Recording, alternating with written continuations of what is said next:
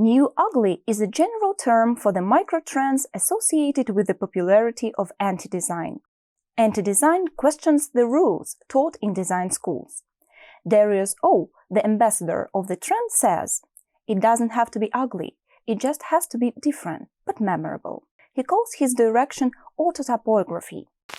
Anti-design works very well in conservative corporate cultures, such as banking sector, where the breaking of patterns is more provocative.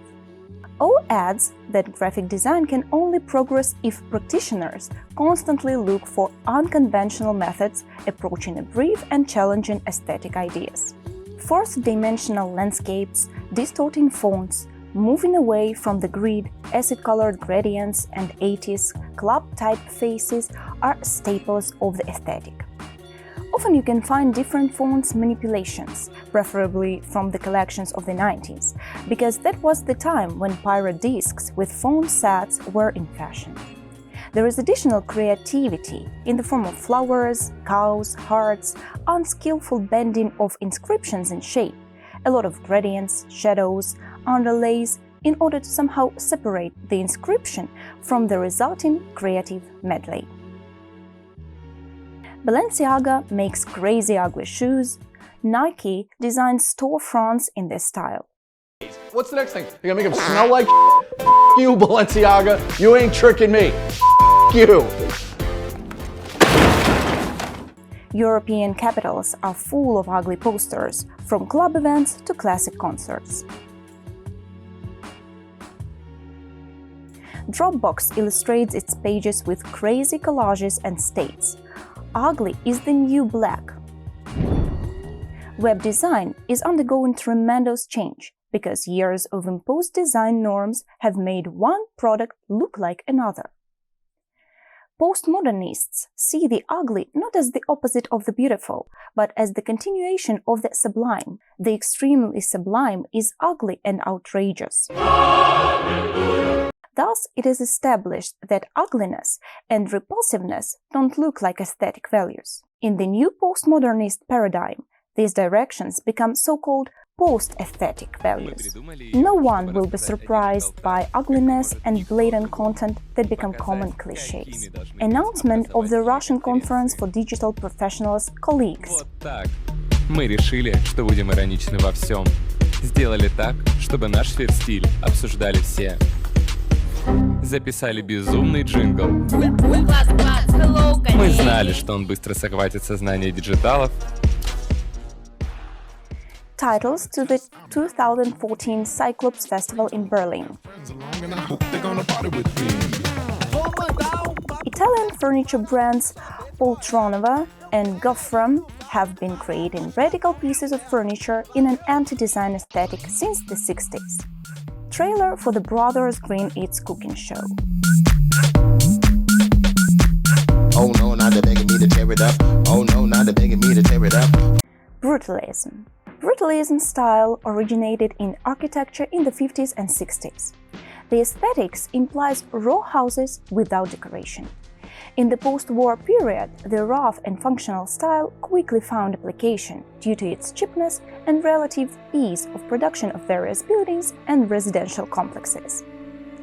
Icelandic composer John Johnson directorial debut, Last and First Men, is something between video art and post-drama in form.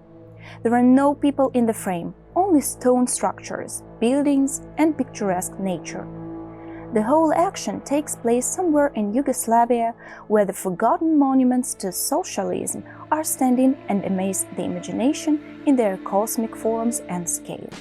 This approach is also applied to the modern web design, without any well-known personalities. In 2014, designer Pascal Deville created a catalog of brutalist websites, which can be found at brutalistwebsites.com. The main features of this web design are provocative features, rough shapes, raw backgrounds, most often white or black. The underlying tones are toxic, such as blue, red, green. Images on the site are often as is. Deliberate errors in hierarchy, logic, spacing are also may be used. Design that is often unreadable, with broken narrative and colorful animation, became analogous to pure and functional architectural brutalism. Here we must understand that in contemporary visual aesthetics, brutalism focuses on the straightforwardness of the message, without embellishment. This is brutalism! Hence the large typography and the lack of processing of any elements or their arrangement. Just the main message and nothing else. This is the essence of brutalist design, clear in terms of meanings and overloaded visually, with absence of any symbolic and metaphorical content. In the world of design, it can be defined as freestyle. A key feature of traditional brutalism is the imposing nature of giant stone buildings. Web designers often demonstrate this with enlarged typography. An important distinction between anti-design and brutalism made by the UX Nielsen-Norman Group research team. There is the difficulty of reading one and the simplicity of the message in the other. Logo and style elements of promo video Yekaterinburg Street Art Festival Stenografia.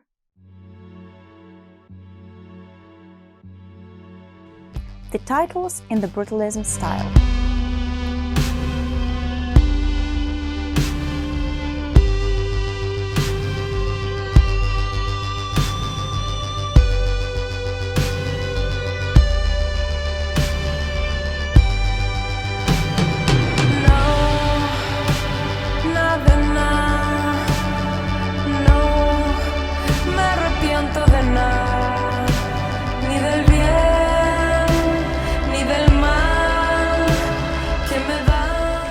Concept car Mercedes-Benz shows rough elements, headlights, windows, muffler, retro odometer, and bright yellow tire details with the inscription Geländewagen. Advertisement for Adidas by Alexander Gudkov. Дождь, грозовой, дождь, дождь грибной, дождь, с градом дождь, дождь, ледяной, моросящий, мелкий дождь, теплый снежный, осенний дождь, дождь. The avant-garde Slovakian group Laibach combines brutalism with militaristic aesthetic.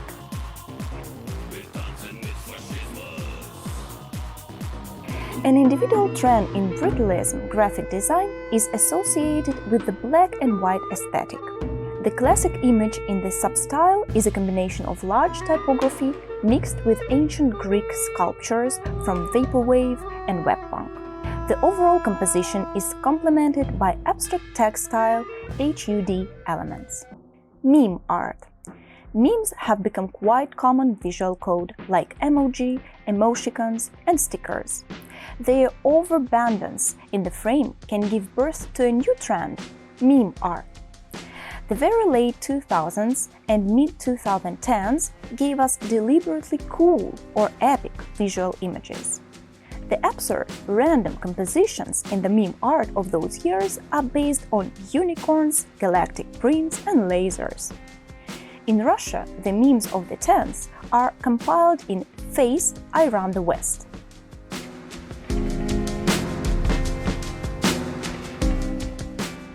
In graphic design, we see meme art in the festival poster and famous Frappuccino unicorn from Starbucks.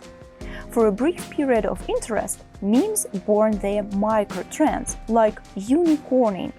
Unicorning is the indiscriminate use of horse-head masks in visual space. The largest repository of memes is knowyourmeme.com. All memes are classified by year, and you can see the most trending ones at the moment. Russian encyclopedia of memes is called memepedia.ru. One of the famous musical videos in meme art, the gag quartet Le Internet Medley, tried to combine up to 40 memes in one song. In an animated video, Russian food retailer Utkanos showed the phenomena of mass culture in the 21st century. It contains about 30 references to iconic events, memes, famous characters, and musicians. The structure of such hypertext is so important for postmodernism that it requires a special attitude, research, and reflection. And these lectures present these components to you. Russian art group Electro Boutique 9 years ago created Artomat, an automated art production system. You combine different objects and backgrounds to form your own unique artifact. The modern digital analog of this mechanism is Beeple Generator, a website that generates NFTs and imitates the work of the most commercially successful artists at the moment. Beeple's work is a surreal image of visual constants of mass culture: memes, cartoon characters, celebrities, and political leaders immersed in a post-apocalyptic video game reality. The illustrations are rendered in an emoji-like 3D objects. This visual range, as visual range of the majority of young audience, is made up of blockbusters, Pixar cartoons, and popular games. Clip thinking dictates tactics of quick, catching information rather than thoughtful contemplation. Anything that is bright, contrasting, uses screaming imagery is instantly readable. It can cause laughter or recognition of familiar memes, becomes more popular than other content. Both products, Artomat and Beeple Generator, demonstrate the idea of human individual uniqueness. Thanks to these projects, everyone can become a participant in the artwork of the common visual repository. The meme art, in this case, shifts the line between professional and non-professional. New media tools are easy to use, accessible to everyone, offering high quality at a low price, characterized by a pluralistic practice with multiple values. Professionalism, on the other hand, appears as the archaic model of the industrial age. In July 2020, in the midst of the pandemic, the deeply philosophical meme "everything is a cake" came sharply into vogue. The dissonance between the perception of an object and its actual content so strongly affects the public that the sense of reality is erased.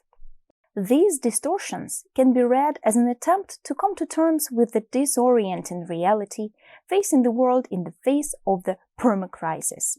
A phenomenon of mimetic culture has deep influence on artists around the world. It allows researchers to classify it as a new visual, along with other visual styles. At the same time, meme art has something similar to the Fluxus movement, which was positioned as a new model of fusion of fun, games, irony, and Dadaist conceptualism. Both movements aspire to the spontaneity and the theatrical qualities of the natural event of play or joke. For more on the phenomenon of memes, read Valentina Tani's book Meme Aesthetics.